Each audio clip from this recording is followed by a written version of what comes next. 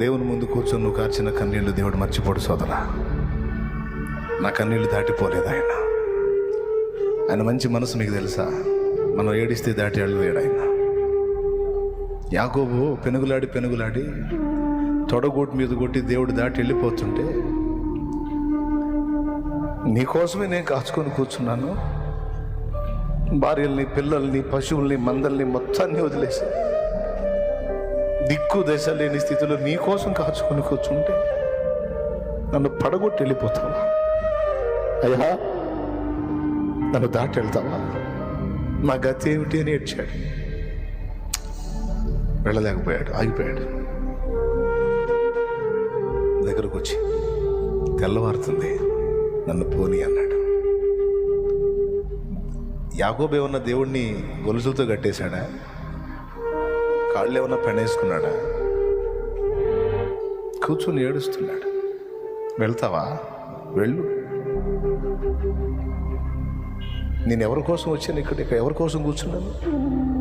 నువ్వు నాకేం వాగ్దానాలు చేశావు? ముందు నువ్వు వెనక గోయి అన్నట్టు అయిపోయింది నా బతుకు. ఎట్లా వెళ్తావు తండ్రి నన్ను వదిలిపెట్టి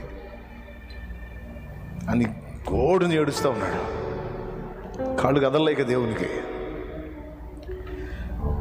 సరే చెప్పు, నీ పేరేంటి అన్నాడు. నా పేరు యాకోబయ్య. మోసగాడిని, తేడా నేనే. వచ్చింది నాకు, శాపం వచ్చింది, అనుభవిస్తున్నాను. రైట్. ఇక దీవించాడు. నువ్వు దేవునితో, మనుషులతో పోరాడి గెలిచావు.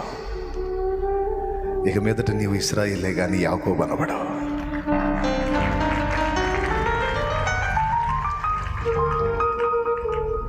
పెనుగులాట దేవుడిని ఆపలేదు.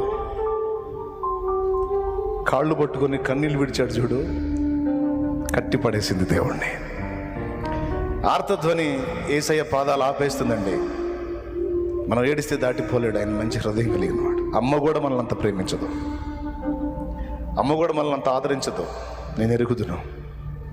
గుండె చెదిరి ఆయన దగ్గర కూర్చుంటే తల తీసుకుని ఆయన గుండెకి హత్తుకొని ఓదారుస్తాడు. డోంట్ వరీ, నేనున్నా కదా. నీకు ఇలాంటి పరిస్థితి వచ్చిందా? ఏం కాదు, నేను నిన్ను హెచ్చిస్తా, నేను నిన్ను ఆశీర్వదిస్తా, వాళ్ళ ముందు నేను నిన్ను గణపరుస్తాను, నీకు కావాల్సింది నేను ఇస్తాను. నువ్వు దేన్ని బట్టి నువ్వు ఫీల్ అవుతున్నావు దాని విషయంలో నీకు ఖచ్చితంగా ఆన్సర్ ఇస్తాడు ఆయన. నేను అనుభవించి చెబుతున్నా, ఒట్టి మాటలు, అబద్ధాలు చెప్పట్లా. ఎన్నోసార్లు నన్ను అలా ఆదుకున్నాడు, ఆదరించాడు. ఆయన దగ్గర దొరికిన ఆదరణ ఏ నరుడి దగ్గర దొరకదు.